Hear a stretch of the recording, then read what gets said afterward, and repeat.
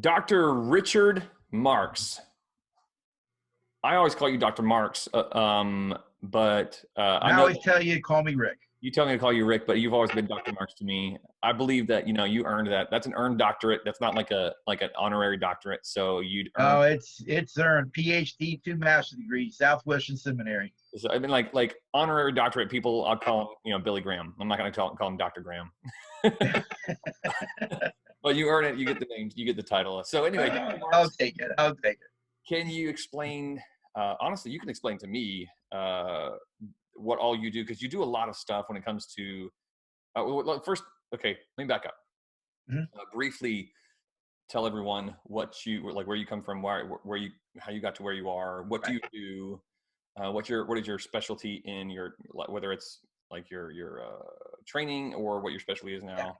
Just kind of my history and professionally Sure, and sure. relation. But aside from the fact that you have 3 scholarly kids that were all homeschooled, which Yeah, you don't take credit for, right? Because it was all Luella. that's what I tell everybody. And she had no bachelor's degree. That's the thing. Don't tell me you have to be a certified teacher to teach somebody.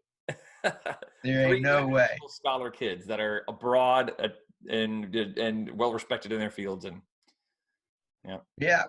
It's fun. Matter of fact, my youngest will be home next Wednesday for about a week and a half. Yeah, Trey, And right? then he goes back to Abu Dhabi for the second part of his master's degree. He can't get back in China. All right, so I'll just kind of start.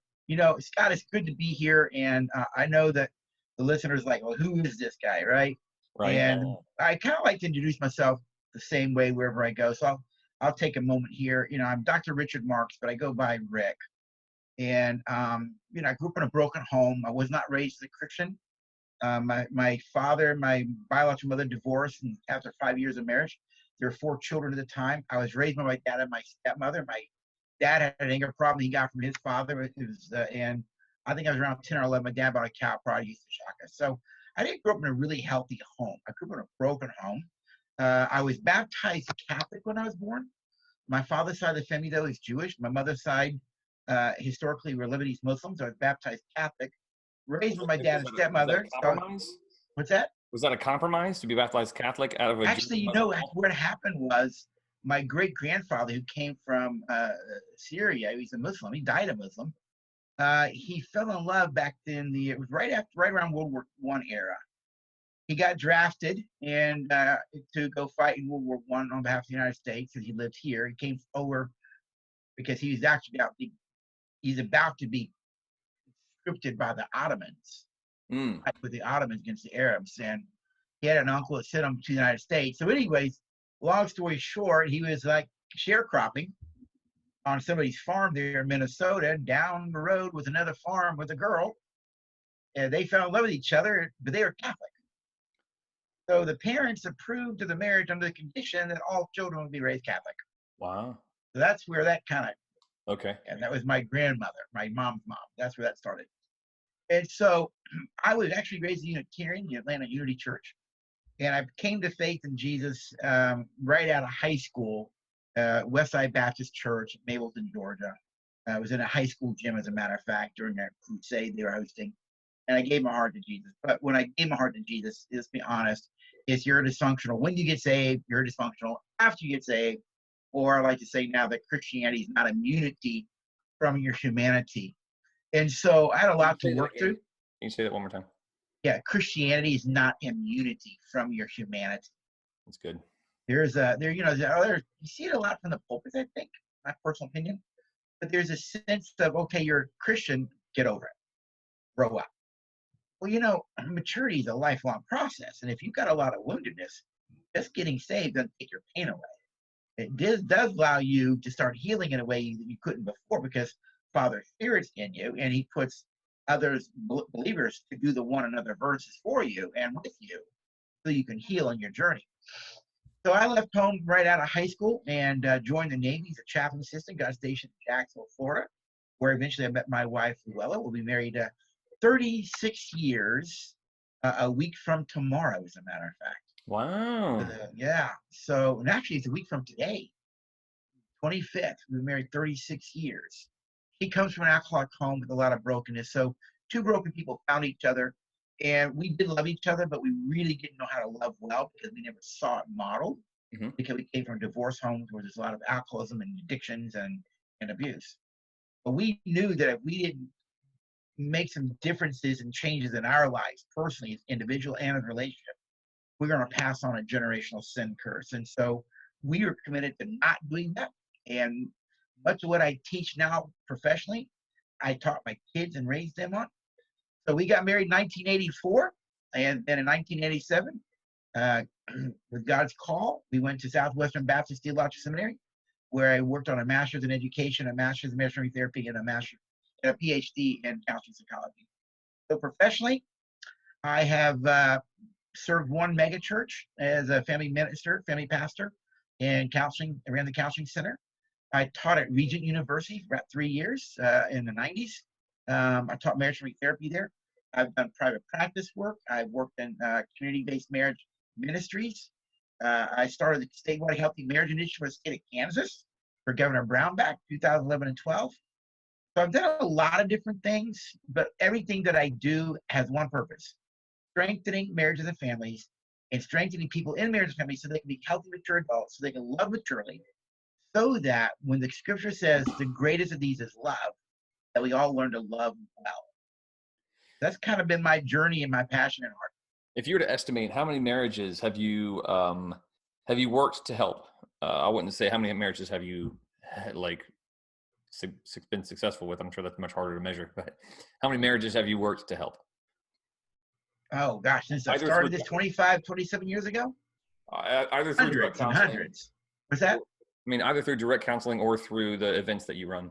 Yeah, because the seminars, hundreds and hundreds. It could be in the lower thousands. I mean, it's been quite a few over the years. I do these things called intensives, and they're 2 and 3 days. I've done them since the 2005, and I do group formats, and then just me and a couple.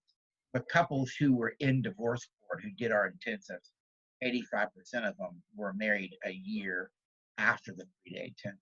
So my approach is to give people and empower people, but teach them what to do different so they can create the difference that they want. These people don't be hearers of the word, but doers. I don't assume they know how to do it. I teach them how to do it. So our work is really empowering people on how to speak the truth in love, empowering people to be slow to anger, quick to hear, so to speak. And by the way, if you really think about it, to do those verses and the other ones like them requires a mature adult. Immature people can't do those verses. Only healthy, emotionally mature people can actually do them. So your work for a couple of decades now, focusing on marriages, how recently have you started to hone in on maturity as like a central aspect of healthy relationships? That's a good question. Because it wasn't always focused on maturity as like a central theme in fixing marriage. I mean, there was always elements of it, of course. The truth is always there. Yeah. I feel like the last 15 years. Okay, has been maturity. The last 15 years. Yeah, when I realized I was emotionally a child in the early 90s, mid 90s, though I was chronologically adult, I was emotionally a child. Is when I realized that in 1994. I thought, my goodness, no wonder I'm so messed up. I'm not an adult. And so I had to develop myself to become a healthy, mature adult.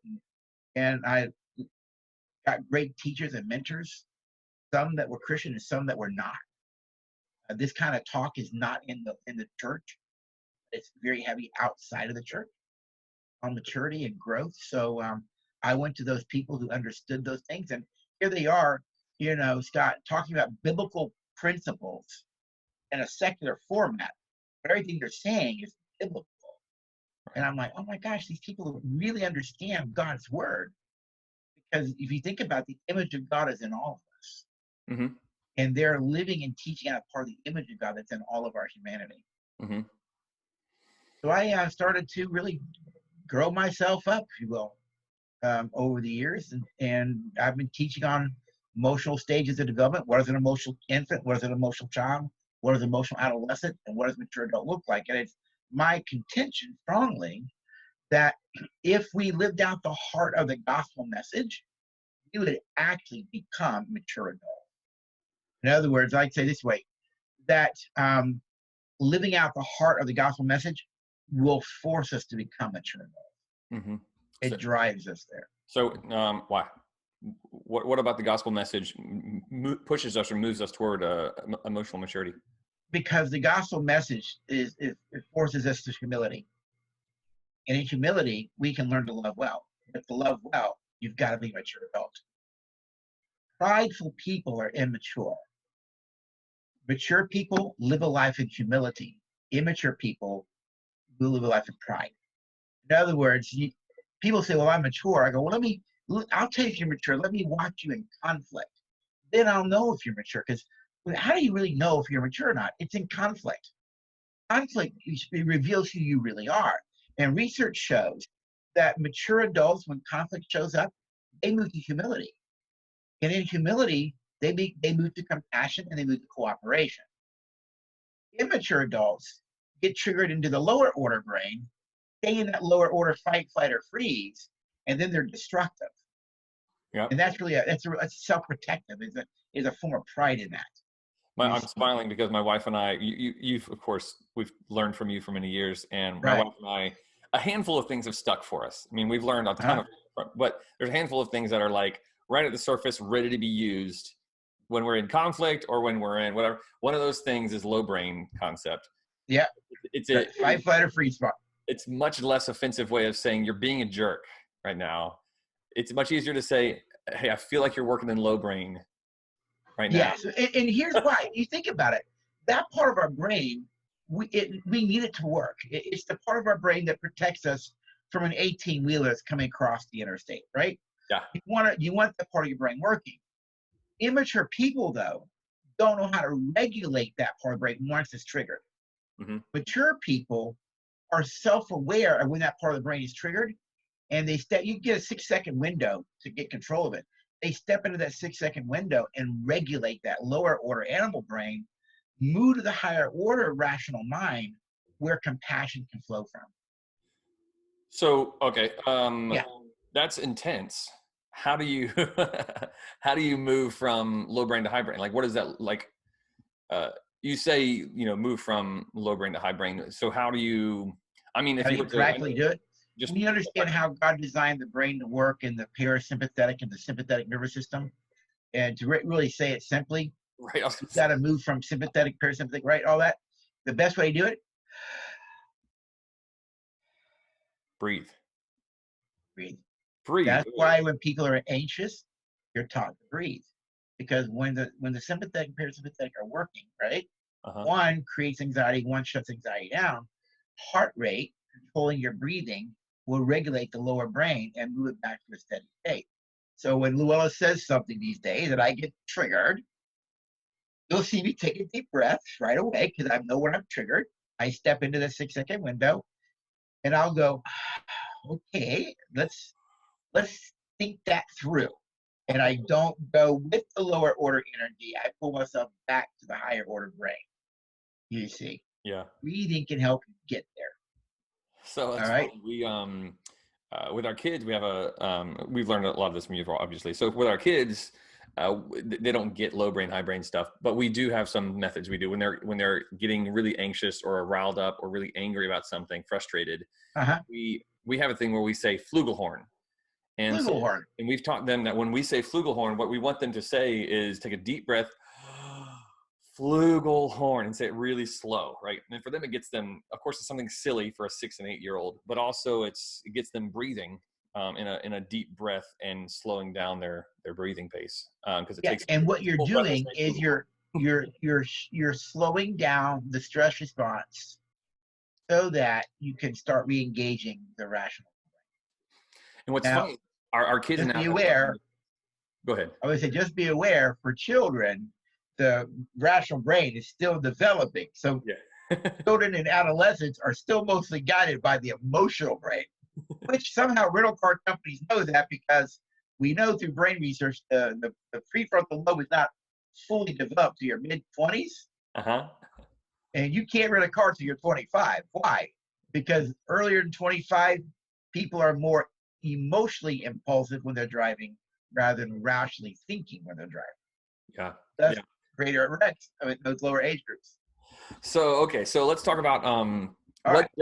What does it look like when a leader is emotionally immature? If you were to do like um, a, a, a diagnosis and say, here are some of the traits or the activities or the actions of an emotionally immature leader, what would you say that type of leader is doing? Let's do this first. Let's really define what we mean by maturity, because stocks and bonds mature, right? Right. Um, if you see a 70-year-old person, we say, well, that's a mature senior citizen, right? Uh, Mature could also mean chronological age in terms of old. The maturity here we're talking about is the definition in the dictionary. It has to do with emotional and relational development, okay. right? So it has to do with the right side of the brain, the emotional brain, being able to regulate that part of our brain in a way that when we step into conflict, we're able to treat people with, and I call them the four protective walls relationship. We can treat people with goodwill, respect, humility, and empathy. Uh-huh. Those things go away when we're in the lower order brain, but when you mature people deal with conflict and relational issues through those four words. So, and so when we talk about maturity, we're really talking about is emotional development. All right. Now I'm 58 years old, but it is possibly 58 years old and emotionally still a child. Um, for our listeners and particularly the pastors that are out there, you want to better understand the culture and who you're preaching to. I submit two books for them to read. The first one is by Diana West. Her book is titled The Death of the Grown Up. And the subtitle of her book is How America's Arrested Development is Bringing Down Western Civilization. Mm-hmm. That's one book because her book very, very scholarly documents that America is an adolescent nation emotionally. And look at how we deal with conflict. You see, even in Christian homes, we're dealing with conflict in very unhealthy, immature ways. The second book is by, he's now a senator, Ben Sasse, but he wrote a book called The Vanishing American Adult. And that's a sobering look at where our country's headed because we are um, emotionally kind of, what's the word, repressed. All right. And so those are some things I would encourage people to read and get to be aware of what's taking place in our culture today. That we are a nation at the emotional level. It's more adolescent than it is adult. So then, what has led to this is the breakdown of the family. Family breakdown has led to the gross immaturity that we see today, which has also increased loneliness in our culture. Loneliness increases immaturity because you cannot mature as an individual when you're disconnected emotionally from other people. Maturity comes in relationship. It means people speak into you, mentor you, disciple you, the different words you want to use, all right? People who have people speaking into their lives become mature adults if they're teachable. And so when we talk about, that's what we're kind of talking about maturity. So we get asked then, well, if a person is a chronological adult, how would you know if they're immature? Well, there's a lot of different ways to know that. And we can talk about this in a minute. What I would say quickly is you could identify a person as an emotional infant, as an emotional child, as an emotional adolescent, or as a mature adult. So rather quickly, we can go deeper into this than we have time for. But basically, an emotional infant is a person who really is focused on themselves. These adults are tyrants. Like an infant, a baby, a chronological infant, it is the center of the world, and everything exists for its survival. In other words, they take from the world in order to survive. But adults or emotional infants operate the same way. I want what I want when I want it, and you're nothing more than an object. Give me what I want. Sadly, I've worked for some pastors who really were emotional infants. They may have had great knowledge of Hebrew and Greek, but very, very mature, immature men. Now, adults are emotional children, which is what I was when I got married. Uh, Children can ask what they want. They have verbal skills. Problem is, when they want something, what do they do to get what they want? They whine, they sulk, they threaten, they manipulate. Why? Because they're trying to take something from other people. So when I was early in my marriage, if I didn't get my way with a love, I'd pop an attitude of self. The best I had to do based on the way I was raised, you see. And so you see that kind of posture. I'm going to punish you for the pain that you caused me and not giving me what I want. You see, it's your fault. Emotional teenagers, they have the posture of, you're not going to tell me what to do. Because I value autonomy. I want independence, and no one's going to tell me what to do. And I'm not teachable. And if you say something to me, if you give me feedback, insight, whatever, my brain takes it as criticism. You're attacking me. What do? I withdraw from you. I'll go play video games and not talk to you. Mhm. I'll go hide in my man cave. Why? Because I'm not really an adult. Because what the adolescent they say is, you're not going to control me. But what's a mature adult? Mature adults operate under two principles, particularly when conflict shows up. It's compassion and cooperation. They move to compassion and they move to cooperation. Why? Because they understand it isn't all about them. It's also about what you think and feel about it. It's also about what's going on inside of you. They're able to hear your perspective and understand your perspective. They understand understanding perspective doesn't mean that we have to agree. What it does say, though, is I value our relationship, and I'd rather have a relationship rather than agreement, lose a relationship.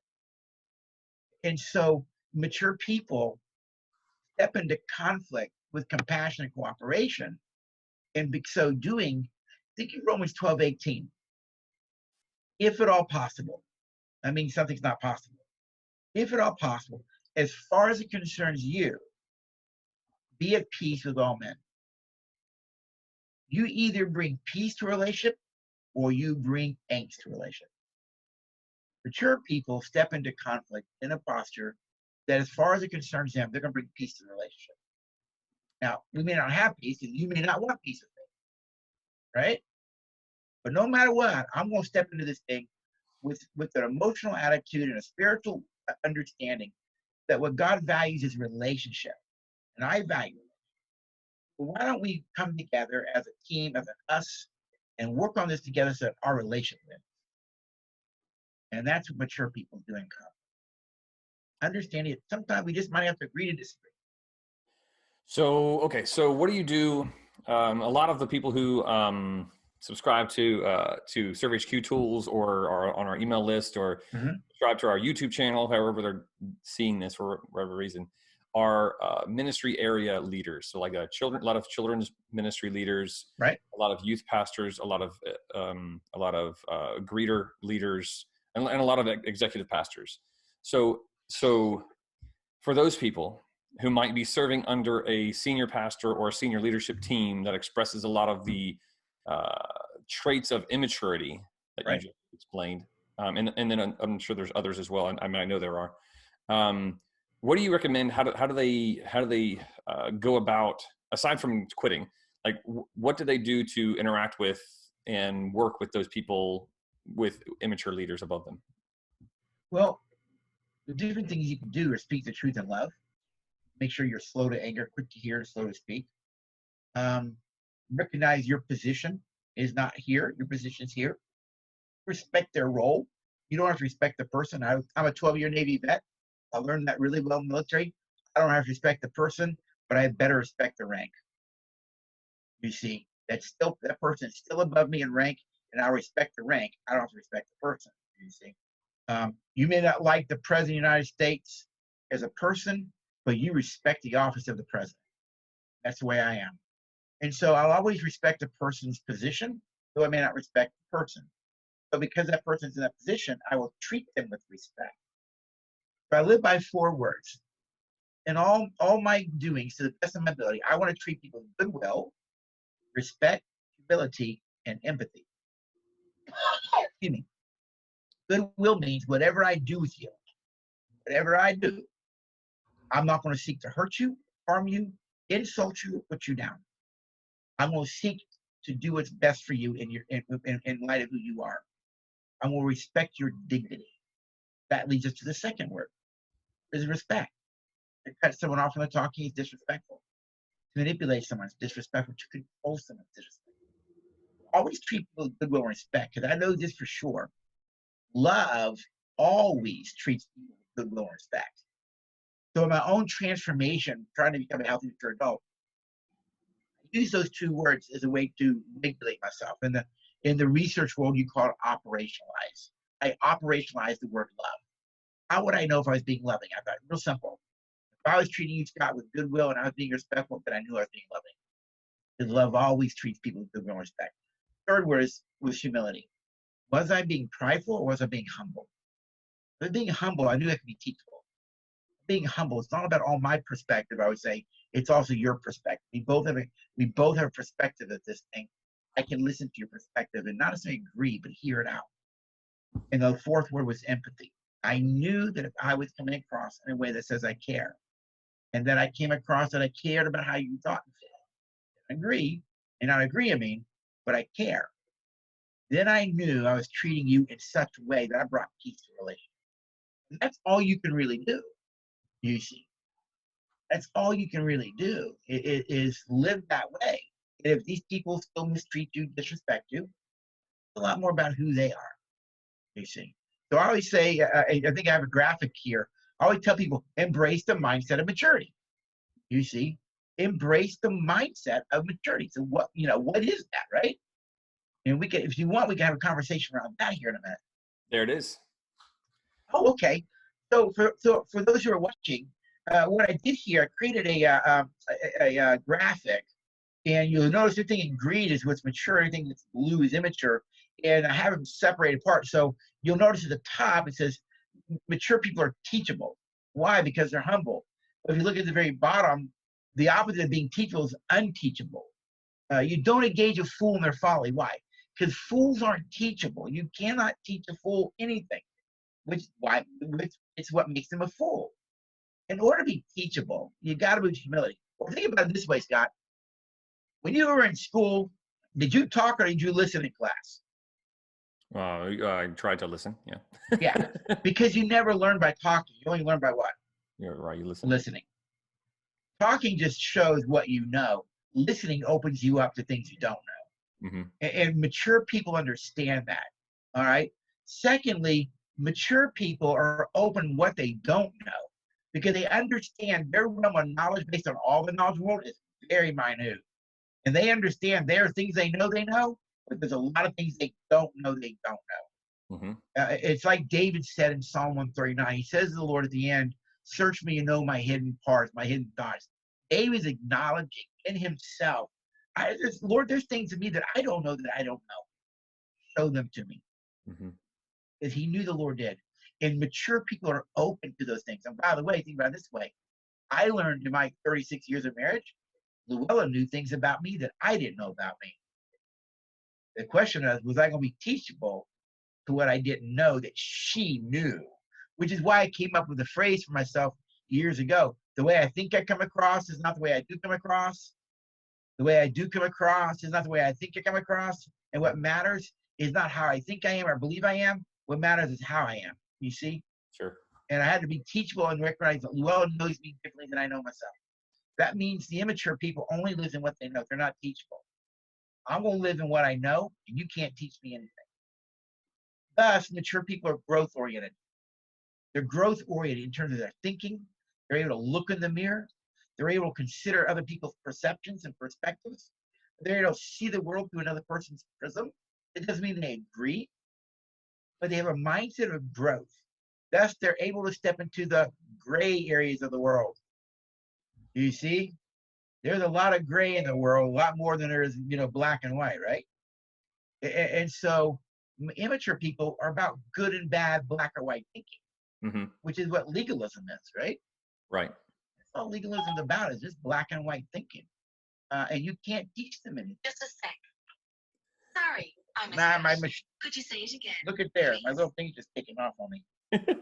Sorry about that. That's all right. It's just a guest on the interview. Yeah. All right. Now, next, mature people understand that messing up is a part of life. We're not perfect, right? Right.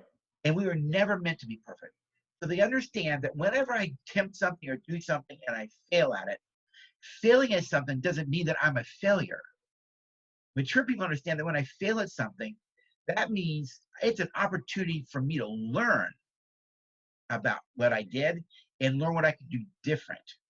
You see, Mm-hmm. failure means, okay, so I messed up. What can I learn? It is what as Napoleon Hill said a long time ago, that in every failure is the seed of an equivalent success. Which is why groups like Navy SEALs, whenever they do a mission, they rip the mission apart, they test it, they look at it, they rip it apart, they study, they analyze it. Why? Where did we do well? Where did we do wrong? Let's take a look at the failures of the mission. Let's learn from it, implement the new learnings so we don't make those learnings again, right? There are opportunities to learn. Immature people, they see failures as an indication of one's own limits. They take it personal. If I failed, then I'm bad, but I'm a failure.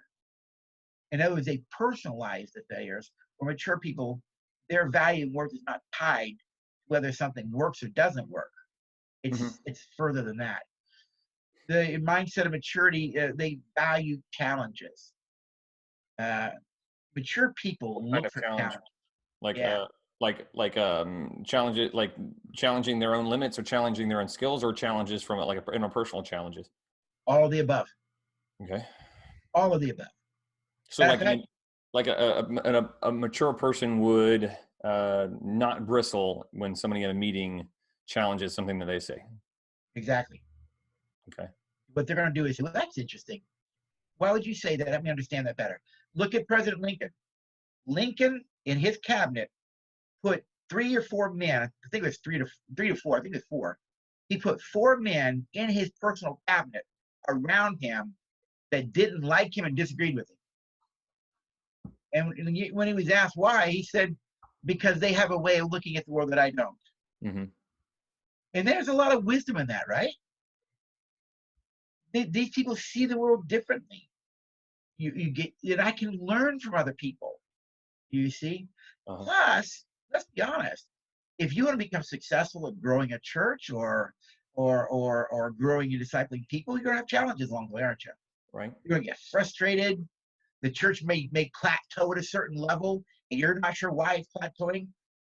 Well, rather than take it personal and blame you or blame the people, why don't you step back and look at it objectively and see that as a challenge to find a way to get unstuck and move it forward.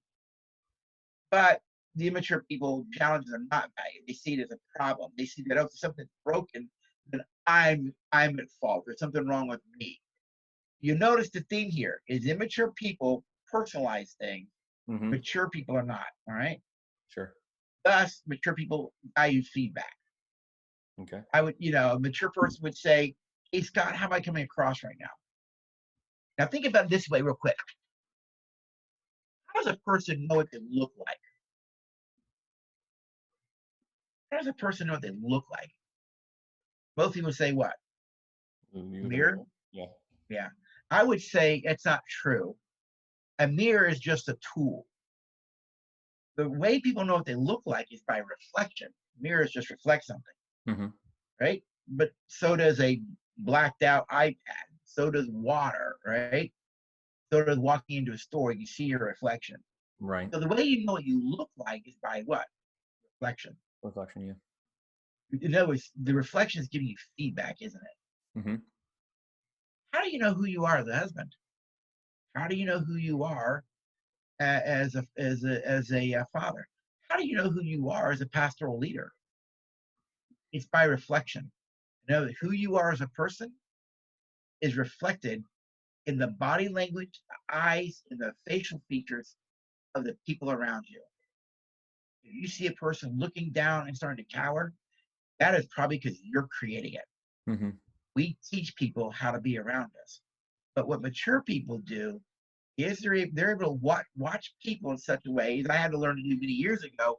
I would look at Luell, we'd be talking about something, and we'd be disagreeing, and I noticed he'd look down and look away. And I looked at it, I noticed that, and I realized I'm creating that. And I would stop and go, how am I coming across right now? Asking for what? Feedback. And she said, you really want to know? I said, yeah, I really want to know. She goes, manipulative.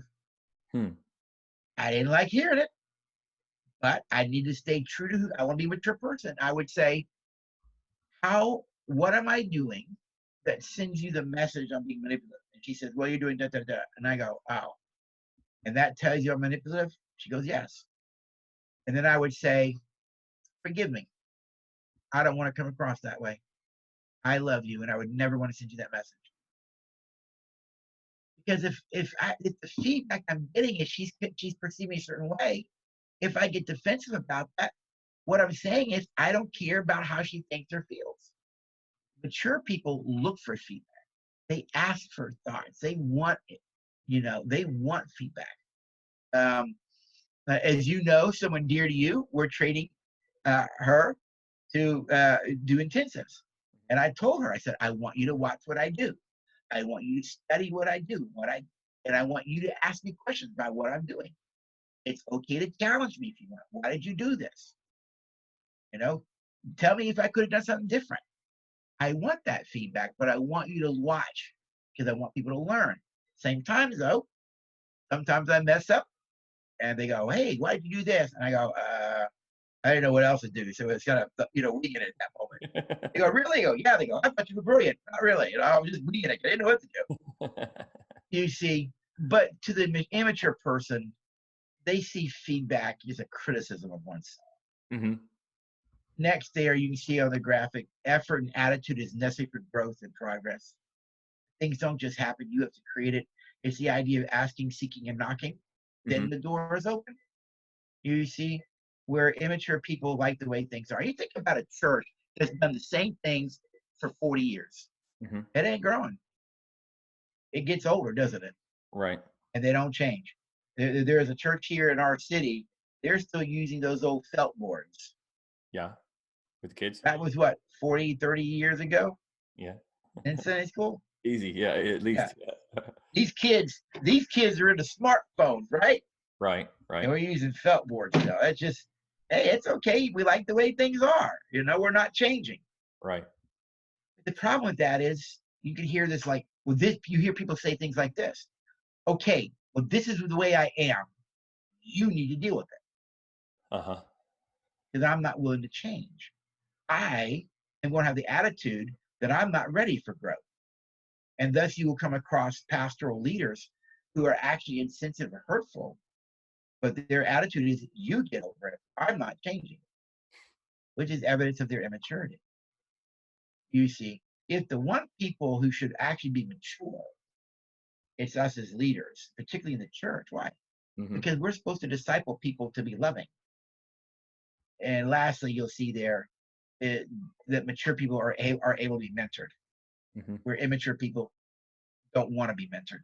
They want to live life their way, but you're not going to speak into them. And here's the reality, and research shows this.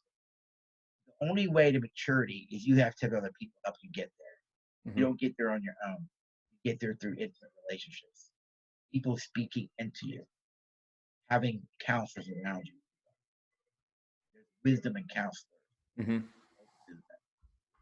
And so a lot of our work is really helping our leaders really develop the traits on the green side of the brain there rather than the blue side. Now, you'll notice the whole part of the blue side is facing one thing. I'm focused on me. Mm-hmm. And I personalize things. Mm-hmm. For people, they don't go there. Why? Here's why. Because they're so secure, Scott, in their valued worth as a son, as a daughter, a loving father. That's their identity. And they know they're loved. They know they have value. They know that work. Why? Because you don't die for things you hate. You die for things you value. And so mature people are already secure in their identity. These other things don't impact their value. Why? Because they already know who they are. I'm father's son. Yeah, I'm father's daughter. And I'm secure in that, and no one can take that away from me. Okay, so a leader listening to this, and they're like, "Wow, I mean, I see a lot of these negative traits, the immature traits in my leader, but I also see a lot of them in myself. Like I see that I have, I'm not open to. I think I like the idea of being open to feedback and wanting to be like take feedback, but when I actually get feedback that's not pleasant, I don't react well, or my interactions with my team members are very, very dictating and not open to input or from somebody else. I don't have a mentor, and I've never really considered myself needing a mentor. but you say that that's one of the, primary characteristics of somebody who is mature. So I'm self-diagnosing now. Right. What, there's another graphic here, Bridge to Maturity, that, or rather Bridge to Emotional Health, that I want to share here. And is this visual concept how people can go from actions or reactions of immaturity toward emotional health and maturity? Or is... Yes, because remember, maturity is a way of being, right? Immaturity is a way of being. So if your way of being is immature, then you have to start acting as a mature person, even though you're immature. I mean, you think about it. Way back in the mid-90s, when I was still emotionally a child, I was trying to transform my life, the things that I learned and taught my kids on, those things I was doing back in the 90s. So if you think about it, I was actually an emotional child acting like an adult in those early days. But I so valued wanting to transform, become mature in love, that these things, and you can show the graphics, like those were the things that I began to realize. If I make these things a part of my life, that I can move from poor emotional health to emotional health. And as our, those watching can see on the left-hand side there, where it says poor emotional health. What does it look like? Low self-awareness. They're not self-aware. Yet Daniel Goleman's book on emotional intelligence, the fundamental aspects of being emotionally intelligent, I like the word emotional wellness, but the fundamental part is self-awareness. You cannot have self-control if you're not aware that you're losing control. You got to, these people have low self-awareness. They focus on themselves. They control, manipulate. They're prideful. They blame. They're uncaring. They lack empathy. If they hurt you, they don't care. Our mindset is pray about it. Suck it up. Trust Jesus. You see? Which is very uncaring and lacks empathy. And that spirit was never in Jesus anywhere with anybody who's hurting. Thus, they get defensive and guarded. They are emotionally stuck in hurts from the past or their fears of tomorrow. They're dishonest. They're fearful and distrusting. And to the degree you're any of those things, that's your evidence that you're immature. But you can see what it takes, what a mature person looks like. High self-awareness. They focus on others. They're respecting goodwill. They're humble. They take responsibility. They're compassionate. They're open and inviting. To be inviting, not investing there. They live emotionally in the present. They're honest, they're courageous, and they're trusting. But what is the path from one to the other? For me, and I think research proves it, but also my own personal journey and study, is these. Number one is humility. But the whole scripture is about humility. It was pride that brought sin into the world. But God gives grace to the humble, and he resists the proud. Humility is the path. And yet what's really interesting right now, in the secular world, there's two traits that are going to be the focus of leadership in the future. Humility and empathy are the two greatest traits of leaders in the future. All right? That's not just church leaders, right? I mean, that's leadership in the future. Leadership. But who's the one talking about this? It's the secular world, not the faith-based world.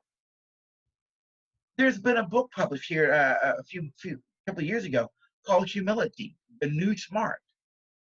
Phenomenal book. But they're pointing out, because of technology and all the changes that are taking place, the leaders of tomorrow had better learn to be humble. Because the fact that you know more than me is irrelevant today. Humility, people are more creative, they're inviting, they're open to feedback, their brain is open to other input. Prideful people, they tend to be closed to information, closed to change, et cetera, et cetera. And here it is, the secular world, talking about humility is the new smart in the future for leaders. But what does the Bible talk about? God gives grace to the humble. Right. You see, humility is a very powerful way to live life. But only emotionally mature adults can live completely in humility as a way of being. Humility then leads to being teachable. Without humility, you can't be teachable. And here's the tough part. You got to be so teachable, you got to be able to look in the mirror and admit your own faults. You got to be able to hear the things Father's trying to teach you through other people. Because one of the hardest things that I really had to deal with those early days was to admit that I was manipulative. To admit that Luell saw me as being disrespectful, to being passive aggressive. I was. I can admit that today. But in those early days, I didn't want to admit those things because I wasn't teachable. Mm-hmm. You see. Next is goodwill. We talked about a little bit earlier. Being respectful. And here's why respect is so important. There's a leadership book that's out there right now that's called Dignity, and it is really going around big companies right now. I like her work. Her and I say the same thing. We just say it differently. That's why I know hers is a good book. She models me, right? But what she says is all humans, just because they exist, have dignity. And that the greatest violations of leaders in the workplace today are violations of dignity. When you mistreat someone, when you disrespect someone, when you control someone or invalidate someone, what you're really doing is you're violating their dignity. I say you're disrespecting their dignity. You see, and when you do those things, you're violating your own dignity. Mm-hmm. When you treat people, you're violating your own dignity and self-worth and self-value. Right. If you don't value yourself, what makes you think you're going to value others? You see? Mm-hmm. So goodwill, respect, always being caring that people are hurting, caring that people that work for you may be struggling about something. But lastly, and this is key, and those of us in the Christian faith, we know what we're going to do with our spirituality. We're going to attach our spirituality to the cross of Jesus, right? Right. All humans have a spiritual side to them. It depends on how you express that side. But spirituality, here what I'm saying is that all humans have a spiritual side. You've got to connect to life outside of you, bigger than you. You're part of something bigger. Now, what you and I would always say is take them to the cross of Jesus, right? Right. Yeah. The best place to live out your spirituality.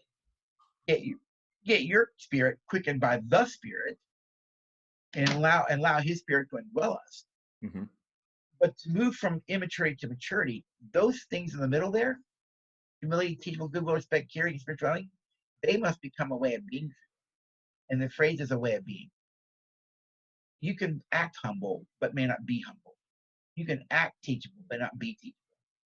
It's very different to be humble, to be teachable, to be goodwill, to be respect, to be care, and to be spirit. When those become a way of being, here's what we know. People's lives become empowered. They're not easily bothered by things. They're not triggered into defensiveness much. Excuse me. That these people actually do live a life of peace. They let other people go in front of them. Someone doesn't like them, it'll bother them, but they don't lose sleep over it. So they already know who they are, and they recognize not everybody gonna like me, and that's okay. Not everybody like Jesus, right? Right. No. Even in his inner circle, some Right. betray him. Excuse me. Well, that's a lot of really good information. I'm going to make these files available for people to download or link to somehow. Is that okay? Yeah. So website that they can see more of what you're working on is drrickmarks.com. Yep. Really well. And if they're interested, yeah. I'm sorry, go ahead. What other spaces online should they visit, or is it just drrickmarks.com? That's the key one for the ministry. Our core curriculum teaches people the basic skills for how to become that kind of a person, mm-hmm. in terms of emotion regulating, how to bond well, how to communicate well, is at relatewell.us. RelateWell is our core curriculum. And there's a core curriculum there that people can purchase. If people want to learn the clinical part of it, there's a clinical training online. If people want to bring this into their church or come meet with them as leaders, there's a faith-based version. And of course, we're taking this message, the culture, to the workplace as well. And the neat thing, and the really neat thing is, as we've been doing the work in the corporate world, the Lord has been bringing people to Him through it. And that's been really exciting to see how God has used His teaching in the corporate world.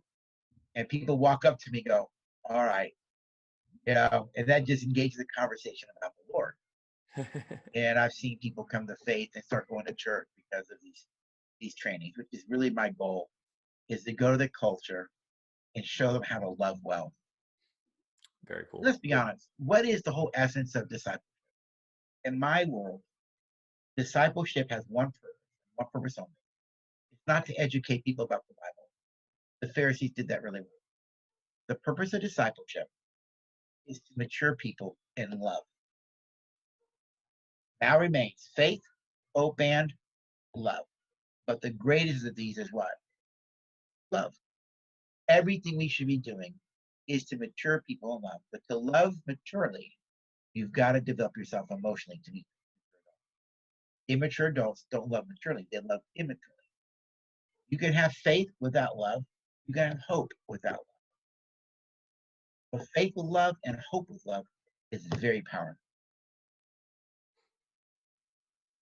What if we became leaders that were compassionate, that knew how to connect? I call them the 3 C's of leadership. We were compassionate, we knew how to connect, and we knew how to care. And we led by the 3 C's. People want to follow you because they're looking for it. Mm-hmm. They're looking for that kind of love, that sense that says it's okay to not be okay. And it starts with our own vulnerability, our own willingness to say, I don't have together either, but let's walk together. Vulnerability is a very powerful place. It's good. That's good. Dr. Marks, thank you again for your wisdom sharing with us. My pleasure. Be talking to you again in the next couple of months to do another recording, because I'm sure there's so much stuff I wanted to get to, but I want to keep it digestible in this amount of time. All righty. Well, thank you for the opportunity.